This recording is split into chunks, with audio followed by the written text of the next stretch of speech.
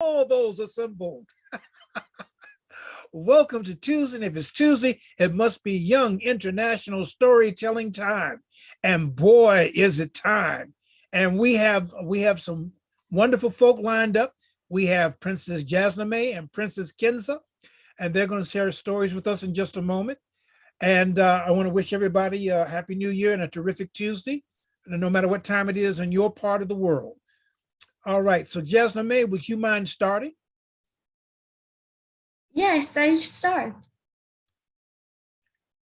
So, hello everyone. My name is Jasname and I'm from India. The name of my story is The King Who Fulfilled Dreams. Once there was a king who thought a lot about his people. He wanted his people to stay happy always. He wanted them to give them everything, whatever they wanted. And one day he thought, what if I start fulfilling my people dreams? They'll get so happy and they'll like me more. And so that happened. He sent the command to everyone that now you can come to my court with your dreams. Surely I'll fulfill them. And so did happen. Next day, hundreds and thousands of people lined up at his castle, wanting their wishes to be fulfilled. One by one, people came. Some asked for a big house, some asked for gold, some asked for silver. Everyone asked for something because it was their dream. And the king fulfilled them. He granted every dream, and whatever they wanted was given to them. One day, an old man came to the king's court and said, Your Majesty, I've been dreaming this from a lot of while, and now I want this to get into reality. Would you help me do that? And the king said, Why not? I'm here to fulfill your dreams, and so shall I do yours also. And so did happen. The old man said, I dreamt of marrying the daughter of the richest merchant in our town. And the king said, Well, fine, why not? I'll talk to her next morning. And so the old man happily went.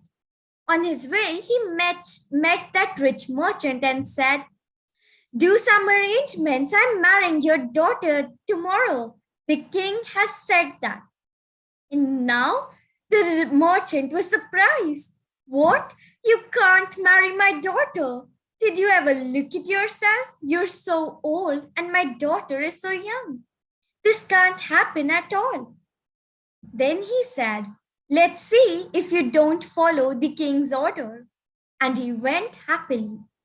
Now her daughter came, the merchant's daughter, and said to the merchant, Dad, don't worry. I have a plan, and surely this will stop our marriage. And so what happened? That girl got the help of a gardener, and they both executed a plan. Next day, early morning, gardener went to the king and said, I have heard you fulfilling every dream.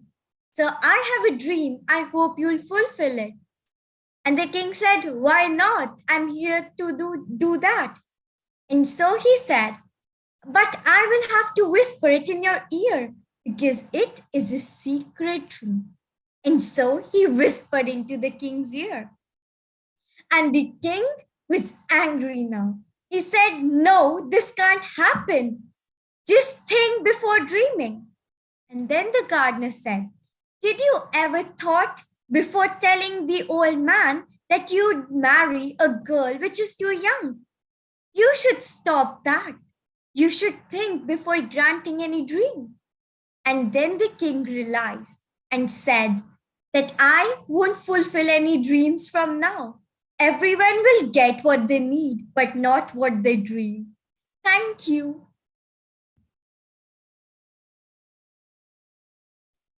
Brilliant, as always. Everyone will get what they need, but not what they dream. It's kind of like when I wish people a happy new year. I say, may 2023 bring you all that you need, if not all that you want. May you want all that you and need all that you want. I love that story. You're so wise. How did you get to be so wise? That's excellent. And I hope you may have something else for us if we call upon you again. I'll see. Okay. And so now, someone who's new to us, but who is not, she's new, but she's wonderful. And her name is Kenza. Kenza, let people know a little bit about yourself, especially where you're from. You have it. The mic is yours. Hi everyone, my name is Kenza and I come from Italy, from a small village, and I'm 15 years old and I have my parents come from Morocco, my mom from Casablanca and my dad from Marrakesh. And I'm here because I thank my teacher Manuela, and he invited me to this cafe, and this is my second time in this cafe spelling. And what story do you have for us today? So today I tell the story come from Morocco traditionally and very famous, and it's called Heina. So can I start? Yeah. You can tell the story. Okay. Once upon a time, there was a group of 7 sisters who were sent by their parents to mow the grass and who were advised to return before sunset or they would meet a terrible fate.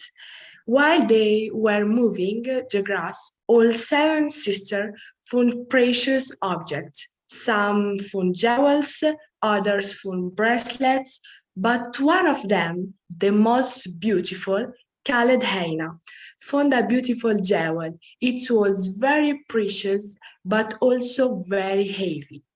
She decided to take it home. So after they finished their jobs, they decided to go back home. But Heina found it very difficult to carry these objects and fell behind. Her sister helped her, but in spite of everything, she still remained behind until she found herself along the way in the middle of the woods, and suddenly a monster disguised as the devil comes out of her jewels and said, "Hey, this is object you're holding in your hands. Tomorrow we'll come back with it and give it to me." Back home, she decided to tell her mom what happened to her would bring to tell her on the way, and so her mom advised her to go back and and tell the monster him that her mom would bring the jewelry back, and that is what she did. And then, but the monster refused. So Heina sent her sister, but the same thing happened. And yet another time with her aunt. So her mom suggested that she go accompanied by a servant. So the monster, disguised as the devil, couldn't kidnap her. And so Heina did what she advised. When she arrived at the place, the monster realized that he had been deceived. So he hit the servant in the head and blinded her and kidnapped Heina. The servant returned to Heina's mother and began to pronounce this word. "He blinded my head. He stole Heina." Then everyone didn't know what to do. Heina had been promised to her uncle's son. He was at war, and when he came back and asked for Heina, they all said that Heina was dead and there was nothing they could do. Then he asked them if they could show him where his Heina grave was, and from that day he started crying and didn't eat or drink. Until one day, an old woman who looked like the devil approached the boy and said to him, The tomb you are crying over is empty, and your promised wife, Hannah, was kidnapped by the monster that lives in the White Mountain. The boy realized that his family had lied to him, so he set out to save Hannah. And on his way, he meets a mountain and asks, Mountain, why are you more yellow today than ever? The mountain answered, Because Hannah passed in front of me. The boy continued walking and meets another mountain. And the boy asked, Montaigne, why are you more black today than ever? And Montaigne answered, Because Hannah passed in front of me, until he came to a mountain as white as milk, where he saw a rooster. He asked the rooster, Do you know where Hannah is? The rooster replied that Hannah was inside waving hole. So the boy pleaded him, find a way for her to come out and see him. And that is what happened. Hannah saw her promised husband, but she was scared and said to him, My dear cousin, what are you doing here? And he answered, I have to come to save you, but we will have to follow my plan. And that is what happened. When the master disguised as devil returned, he asked, Hannah, I smell something that is neither mine nor yours, but belongs to a human. She replied, No, there is no one but you and me.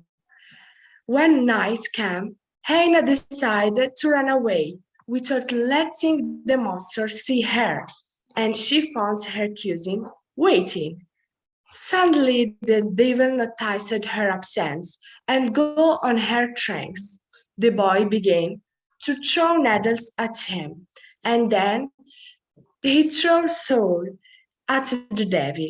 Saul on wounds hurts a lot, but the master said, Hannah, I will take revenge for what have you done to me. And if you say two men arguing, don't help them. So Hannah sets off with her husband to be, and they saw right in front of them two men arguing. And the boy got off his horse and was immediately deceived and swallowed. And then, he said, This is two men arguing, and Hannah was scared, and immediately her boy deceived and swallowed by a bird. Hannah, scared and decided to her hide under the skin of a dog that belonged to the shepherd. The day passed, and every evening the bird came and sat on the window and pronounced these words, Oh, Hannah, what did you eat for dinner, and what do you do? And she answered the bird, until one evening the shepherd realized what was happening and asked the inhabitants for advice. The habitants told him to feed all the birds food, and the bird that would not be able to fly over would be the bird that comes to the dog every evening. And so is what he did. And of all the birds, the one that stood still was a small bird, and the shepherd said to the small bird, Take out of your stomachs what you have eaten, whatever it's man or anything. And that is what he did. And in front of him, he found a tall and a handsome young boy. Days later, the boy returned to the shepherd and asked him if he could give him a dog as a wife. What? The shepherd, a little surprised, at first replied no, but later he told him if you want so much, he accepted. The following days, the marriage took place between the boy and the dog. And at the moment, the boy said, Heina, take off the dog skin you have on your shoulders. And so she did had in front of everyone. Appeared a beautiful girl with a long hair. This is the story of Heina. Thanks.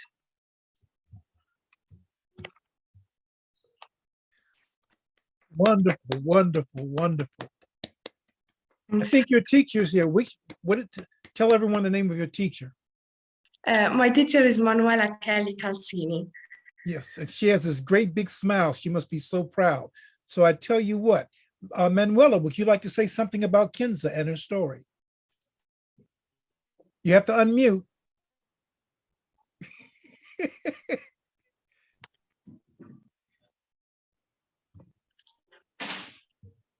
You're still muted.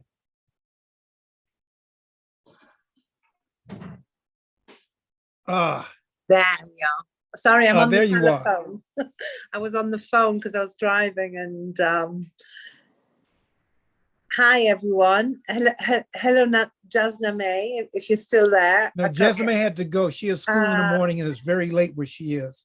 Yeah, I heard your story. It was lovely. It was really, I'd never heard that story before.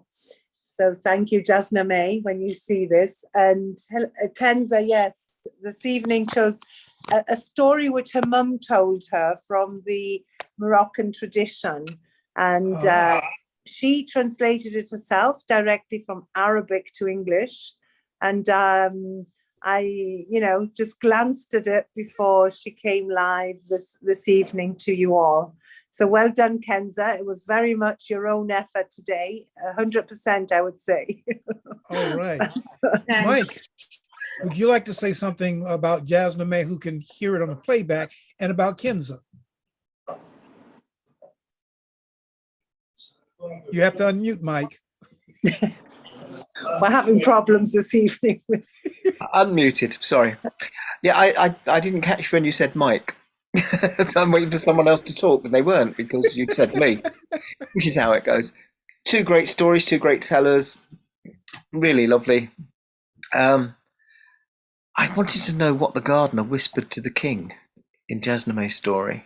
Yeah, I was wondering about that What too. did he say? What did he say? I think he It's said definitely really Jasna May wanting is more. past, I think he said Jasna May is past your bedtime.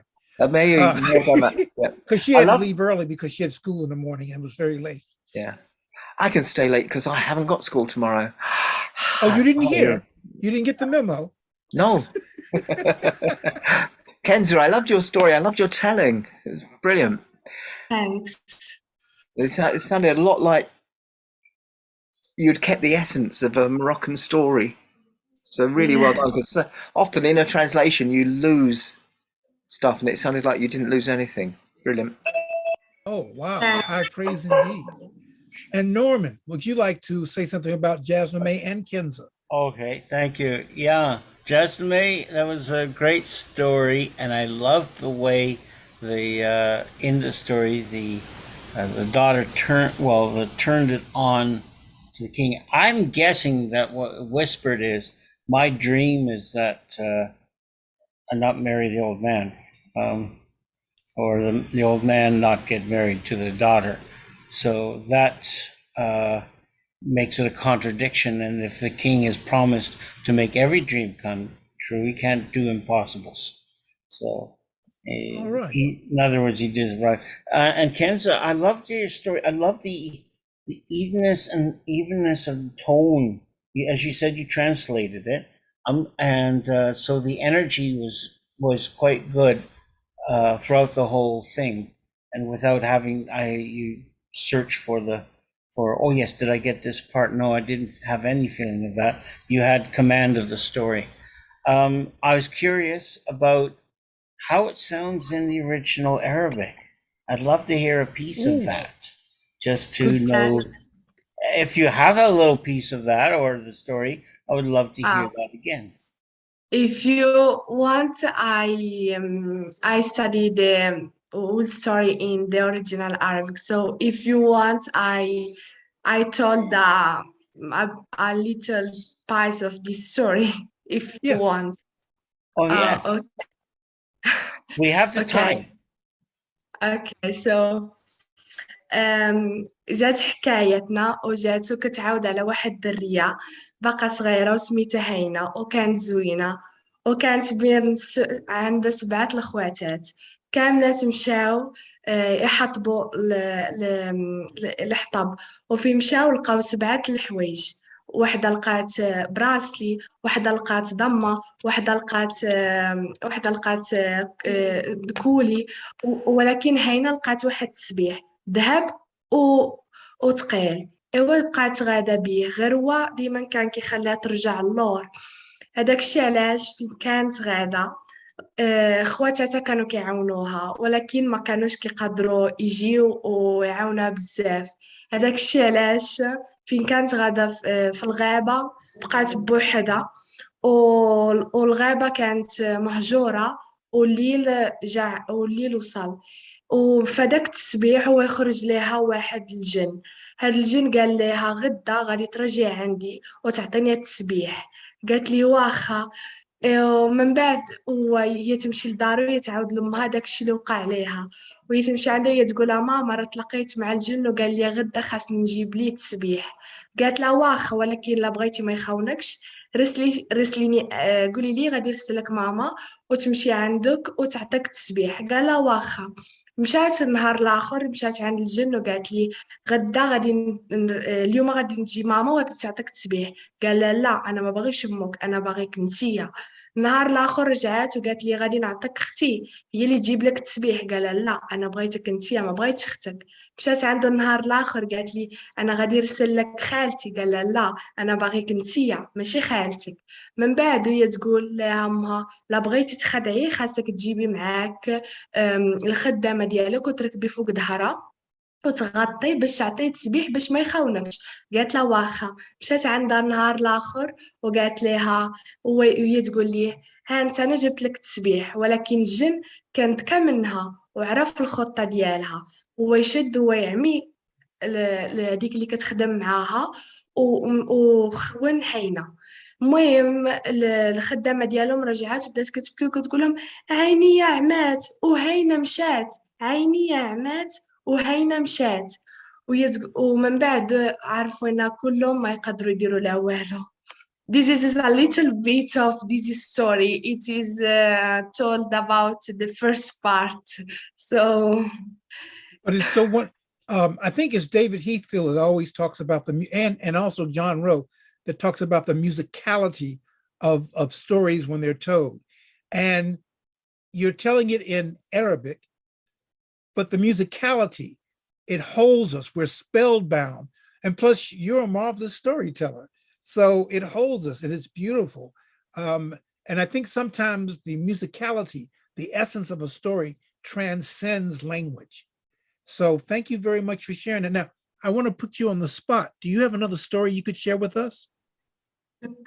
yes. Thanks. Right. So if you have another story you could share, we would appreciate it. If you can. If not, there's next week. But do you have another story you could share with us today? I think the next Tuesday, Okay. I collaborate with another partner. It's from Italy. He told me about the teacher Manuela Kelly. And I want to collaborate with my partner for create a story and return for telling to everyone. All right. All right. Well, that gives us something to look forward. Norman, you wanted to say something? Yes, Kenza, first of all, looking forward to next Tuesday. But now I'm got a question, curiosity, and I'm nosy. You and Manuela, what's your teacher-student relationship? How did you encounter one another? And what do you hope to do as a storyteller? Do you want me to answer? I guess Manuela, start out. Do you want to answer? No, you can answer for me. And So I'm Kenza's teacher's trainer. So it's a bit complicated. But I met Kenza I was at an award ceremony giving out certificates because Kenza had passed her Trinity College London exam for English language. And so I was there to award her certificate. And we got talking. I met her parents. I think your mum, I met at that event. Yes, my dad, yes. Dad. And we got talking about how to, they were asking, how can I keep my English up? And what better way than joining the World Storytelling Cafe, and with a heritage and culture as Kenza's family has. So I'm trying to get Kenza and another student to interview their grandparents and parents. And this was Barbara C's idea, I think, last week, with some interview questions, which I've prepared for both students. And they're going to share their family stories and then maybe come up with something shared to come back on Tuesdays. And we're going to share something very special for the 14th of February. That sounds wonderful. Marrakesh. That sounds wonderful. Family stories are often not given the credit and weight that they deserve. But when we tell stories about our family, I tell a story about how, as long as your stories are shared and your name is mentioned, a person never truly dies, because they always live in our hearts, in our minds, in our souls. So family stories are like that. Write that down, please. I want to quote you. That's lovely. Well, it's part of my mantra, and it's very personal, because the people that I wanted to interview for family stories, alas, passed away before I could interview them. And so now I'm looking around for second and third hand stories related to that person. Not to brag about my family, but I have a family full of very interesting people, to say the least. And so I want to share those stories. In fact, I may be sharing stories about my mom. I've been around the UK people too long. I'm now saying mum. I'm going, oi. I'm talking about the lorry and the lift and putting things in the boot of the car. But not complaining. Not complaining. You don't eat potato chips anymore. They're all crisps. They're all crisp, right? Yes. So yeah. So do you have crispy fried chicken, or do you have? Never mind. That's a bad joke. But Okay. Kenza, you are getting back to you. I want to encourage you to tell stories. I want to encourage you to ask the stories about your relatives and friends, and Manuela, and and share these stories, because it is a great way not only to practice another language. I need to take my own advice, but it's also a great way to sharpen your skills, because storytelling is more than just about the telling of a story. It's about the sharing. It's about fellowship. It's about food for the soul. So let me be quiet for a moment. Mike, did you want to pitch in? Did you want to pitch in? Your mic. I just turned on my mic. Absolutely not. I'm sitting here just taking it in. Okay. I have something for Kenza. You heard the story from your mother, correct? Yes. How did your mother? I'm sorry?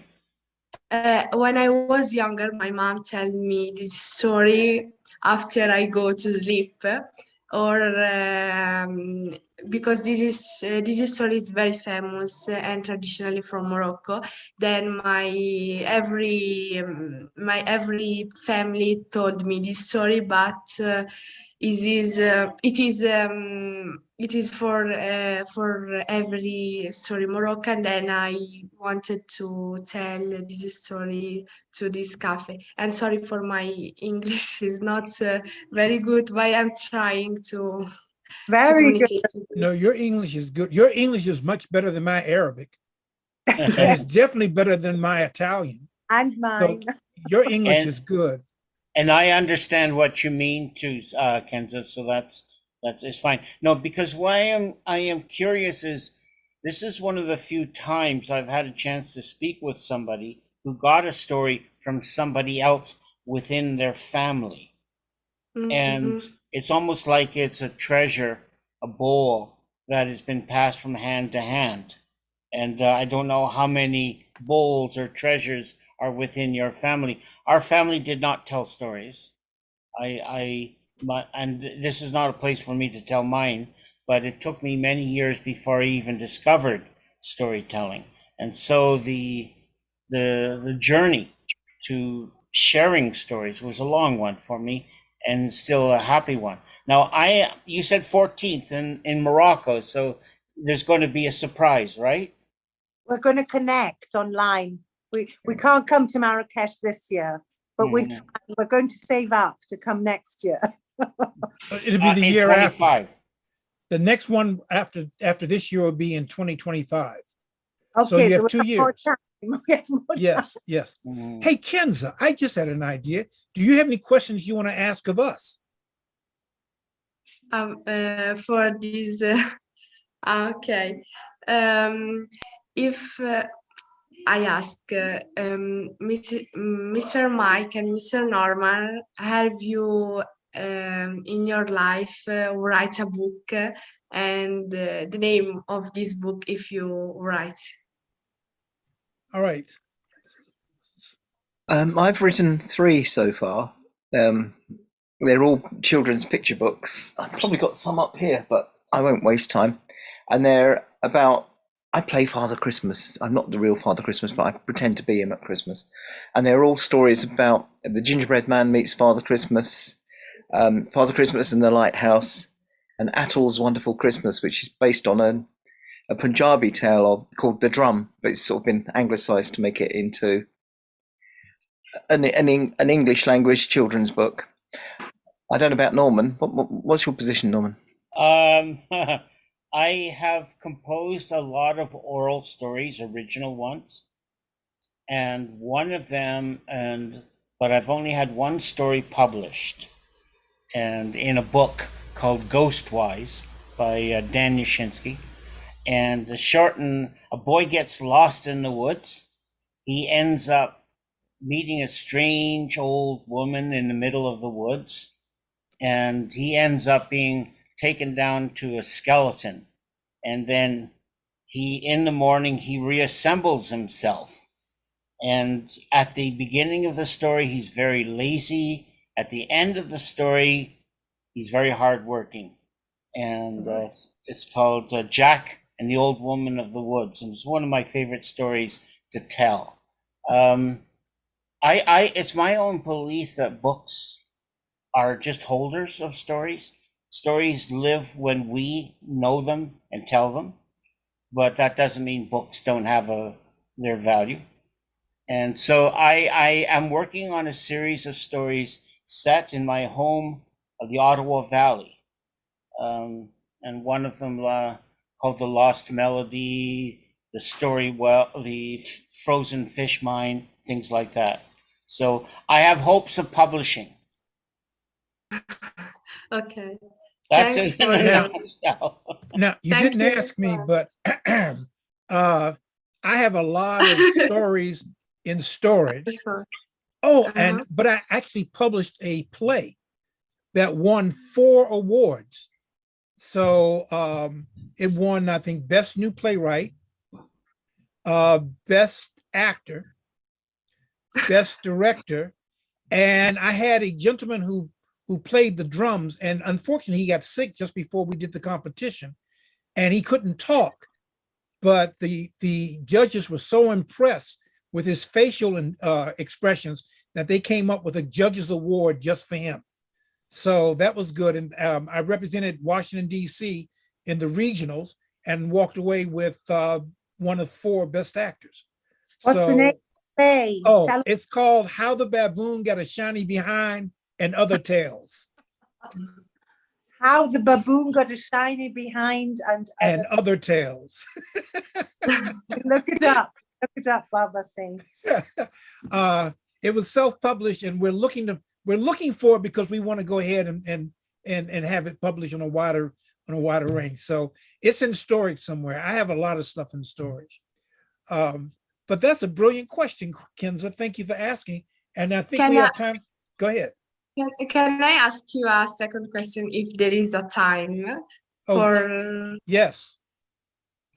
Please ask the question. so my question is for Baba C and Mr. Mike and Mr. Norman, did you want to be a writer as a child? Okay. For me, you know what? Writing helped liberate me. Writing and storytelling was my form of self-defense against bullies.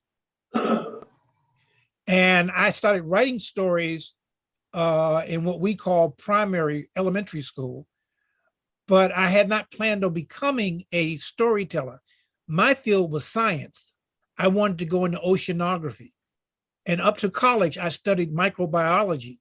And then I had an epiphany, a sudden awakening that said, nah, you're not going to do that. You're not going to do that.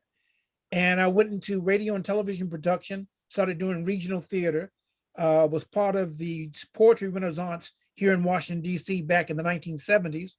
And I used to be known as that poet that acts out his stuff. And I guess you could call me a spoken word artist before we had the phrase spoken word artist. And it just kind of evolved.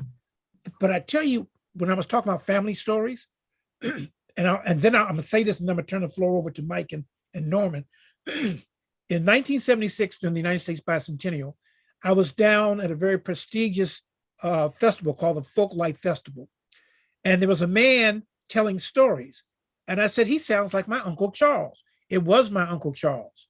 And he was the storyteller for the 1976 Folk Life Festival at the Smithsonian Institute on the National Mall. Well, 2012, guess who had the privilege of being the storyteller for the Folk Life Festival at the Smithsonian Institute on the National Mall? So I found out that I'm at least a third generation storyteller on my father's side of the family. And I didn't know that. I didn't know that. So to answer your question, I've loved writing. I had no intention of becoming a writer, but it kind of evolved into that and as a storyteller. Mike, Norman? Mike, you go. Okay. I never really intended to be a writer. But when I was going and visiting people as Father Christmas, I used to make up stories. And eventually people were saying, can we find that somewhere? Can we get a book of that? And I said, not yet. But I'll write the book, and then I use them to give away as presents when I go to visit people, rather than have to buy a present. But also they've sold steadily over the years, I guess always around December. What about you, Norman? Oh Lord, I was a terrible writer in school, and I was terrible in grade school. I was terrible in high school, and I was impossible at university. Well, at least you were consistent. That's true. After 3 years, they gave me a third year as an extra chance. I was asked, dear Mr. Perrin, we're here to teach you. You're here to learn, but you're not learning what we're teaching. And there will be something out there that will teach you what you need to know. Like I said, I wasn't a writer. And I knew nothing about the art of storytelling. When I say I knew nothing, I didn't know it existed. I didn't know, my family didn't share stories. So no storytellers ever visited where I lived. And when I heard my first storyteller, because somebody told me, there's a festival 70 miles away in Toronto, maybe you're interested. And why Sarah thought I might be interested, because I never heard about it. I asked, what is that? She says, I think you might like it. And I had $8 to my name. It was 70 miles away, and I didn't know where I was going to stay. So I went. And I heard my first storyteller, Tim Tim from the Caribbean. And Oh, yeah. and when I heard Tim Tim, and I saw what it was just like everything, little bits and pieces of that stories that I'd had in my head that I couldn't write down suddenly made sense. And I realized I'm not a story writer, I'm a storyteller composer. And so I ended up finding ways of composing my stories by practicing them in front of other people. One time I managed to finish a story called the Spirit Catcher, about, and because I didn't know the ending of it, but the ending came when I was able to speak it, not write it. I tried several. I could show you the notes where I tried to end this story and find the ending, but on the page it was empty. It was blank. But in the speaking of it, that's where the ending just kind of appeared.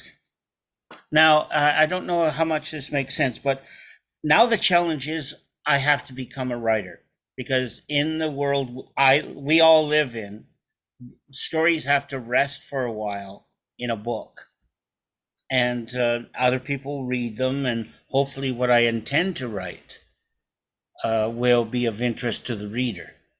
But I think that, Kenzo, when you are working, and I hope that you will be a writer, that as well as an oral storyteller. yeah, and both will feed the other. Both Yes. will nurture and help each other. Your spoken word will help your written word. Your written word will help your spoken word.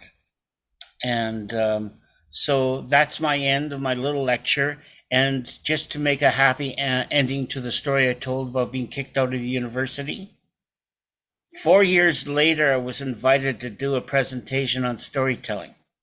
So, All right. so all I right. guess I learned what I needed to learn, but the important part is I'm still learning. You reminded me when my senior year of high school, we had writing assignments, and my English teacher wrote a note, and she said, "Mr. Calendar," that's the last name of my secret identity. She said, "Mr. Calendar, do you know the rules for writing this type of essay? One should know the rules before one breaks them." And then I got an A. So, listen, Kenza, that was very good. Thank you for your questions. They And thank you show for great everyone insight. answered me for my 2 questions. Thank you. Thank you. We look forward to seeing you next week. I'm going to call it. It's almost that time. And but we want to thank again Kenza, yay, and Manuela for bringing this wonderful soul to us. Robert C, may I ask Kenza a question? Yes, you may. Kenza, I'm asking 2 questions. I cheated. How many languages do you write in, and how many do you speak? And do you want to be a writer? So I'm speaking Italian because I was born in Italy and I studying in school in Italy, and I speak Arabic. So because I have my parents come from Morocco, and my original is from Morocco, and I speak English because it is my favorite language, because I want to learn a lot of this language, and I'm curious of this language, and I learned this in the school and in my free time. And I speak French because it's the second language communitary from Morocco. Then I like it. And for language, and in this moment I don't know what are you doing in the future. I have a lot of ideas. One is this is I became a chirurgical medic. Yes, I think this is yes, a chirurgical medic, or in a case I want to be a doctor in a FBI, so in a science police.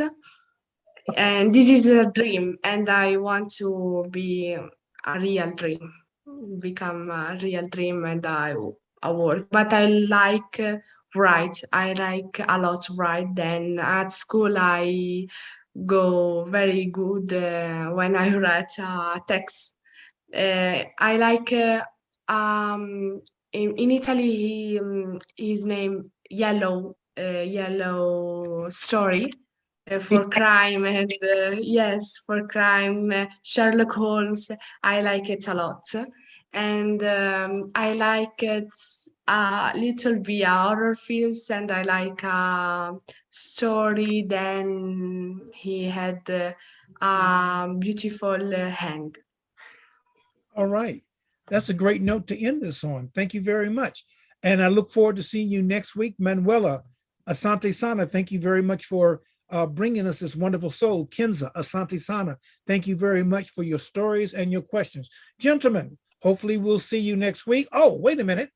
Coming up this Friday is, Norman, do you know who's telling stories this Friday? You and me, I think.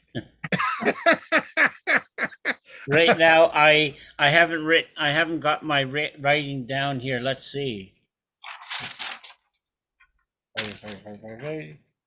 Oh. And while we're finding out about this No, I Friday, didn't write anything down. So send me a written reminder.